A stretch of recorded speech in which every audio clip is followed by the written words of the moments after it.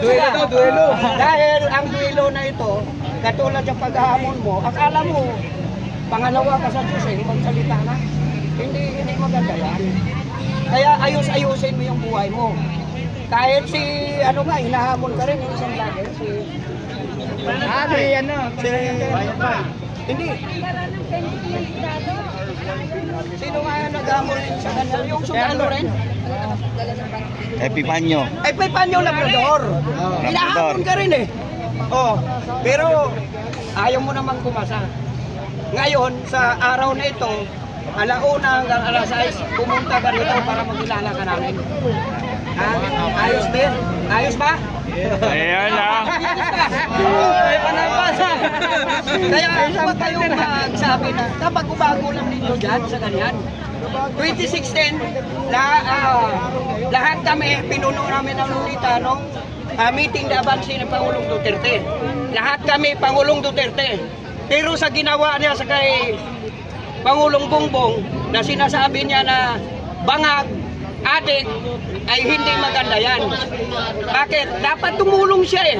Pero anong ginawa niya? Kaya lahat kami, ayaw na sa kanila.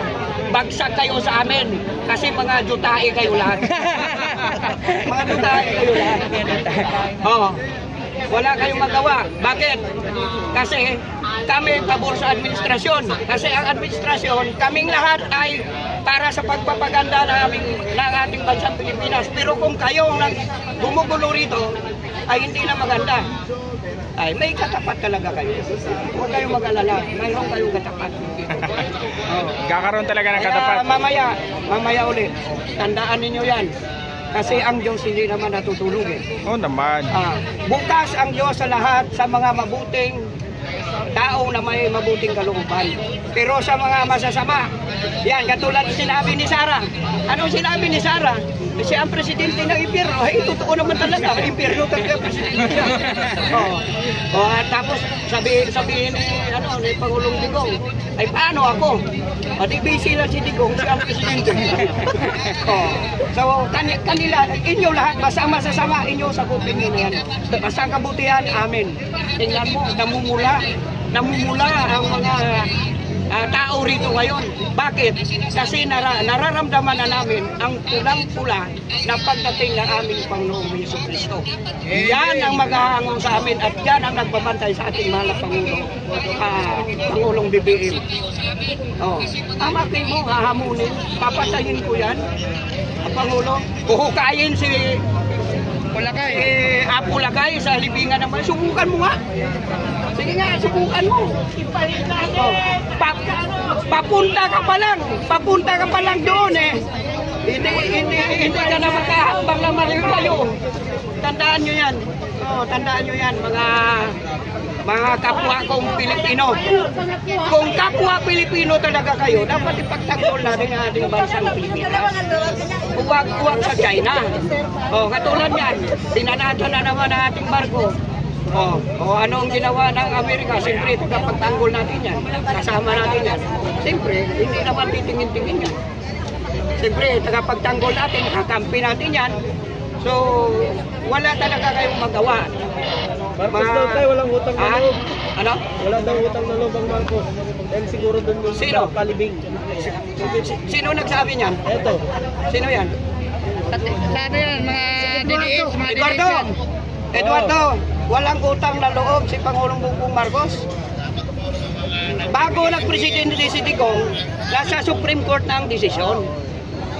Nasa Supreme Court ang desisyon sapagkat nanalos pa nung si Digong, kaya natuloy talaga ang pagpapalibing sa libingan ng mga bayani kasi panahon na niya yun. At saka, sino nagpanalo kay Digong? Pera ng Marcos, di ba? Pera ng Marcos din si Emil. Pera ng Marcos din.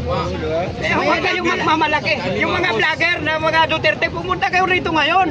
Para magkita tayo. Si Banat Bay. Si Banat Bay. May kanambal ka na ngayon. Banat Bay.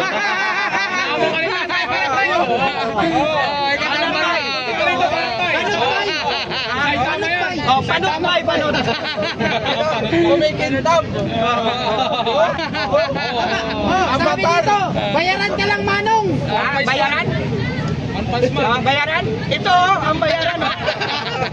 Ito, sino yan? Pangalan? Si Lorenzo. Lorenzo, magpakita ka rito ngayon. Ito, ibabayad ko sa mukha. Kala ko si Oscar. 1,000, 2,000, 3,000, 4,000, 5,000 ito. Kapal ko sa mukha mo. Makita ka dito ngayon. Tapos bibigyan mo Ayan, ng libanat ko na 1,000. yun, ha? Dito. Habang sinasampal, oh. Lala, sinampulan. Bakit ikaw lang may pera? Ito, walang libo. Ikaw lang may pera. Walang libo, pero may libo. Tarantado ka. Ayos kayo dyan. Punta kayo dito ngayon. Dito, daming mga pulis. Daming mga pulis. Para tingnan natin. Bibigay ng mga titulo sa mga magsasaka kasi matagal ng panahon na kanilang inihintay at ngayon lang nagkaroon ng katuparan kasi Pangulong Bongbong na ang presidente. Okay?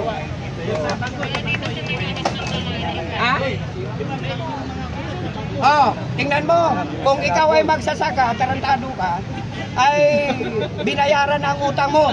Wala ka ng problema sa utang. Bibigyan ka pa ng punan. May lupa ka pa. May lupa ka pa. Sino? Yung mga magsasaka, binigyan di ba ng land title? Kasi kung wala kang lupa, hindi ka naman bibigyan ng land title. Sige nga. Ay kung nakahang ang bahay mo, ano ka naman bibigyan ka naman? Ay doon sa kanila, nakalaan mo. Sir, anong masasabi ko sa banta ni Vice President sa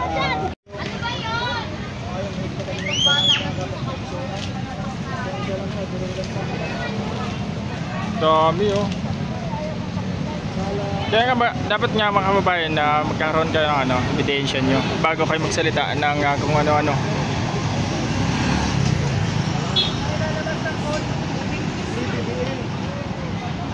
Gawin natin 1,000 likes po ang ating like mga kababayan sa ating live stream, ano?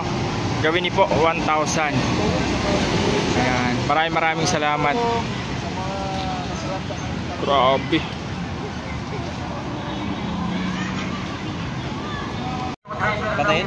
Patayin kayo. Nandyan ang Diyos, panalig lang kayo. Mahal namin kayo. Alam ang patunayan natin ang katotohanan. Ang binintang nila, Diyos ang nakaalam po. Kaya mananalig lang tayo. Ang maniwala ng Diyos, maniwala sa Panginoon. Yan ang sundin natin. Mas malamang ang Panginoon kaysa salita lang ng tao sa mga kalaban.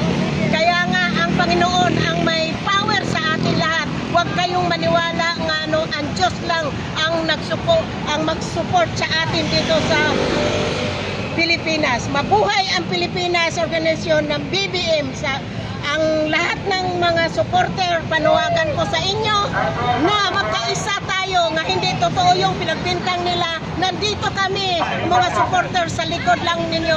Mahal na Presidente BBM. At ating First Lady Sara, kunting ingat din tayo lahat, pati kay Romualdez. Lahat tayo magkaisa sa buhay natin hanggang sa dulo makiglaban kami. Kahit mga senior na lahat dito, nandito pa rin kami magsuporta. Kung anong suporta namin noon, suporta pa rin hanggang ngayon.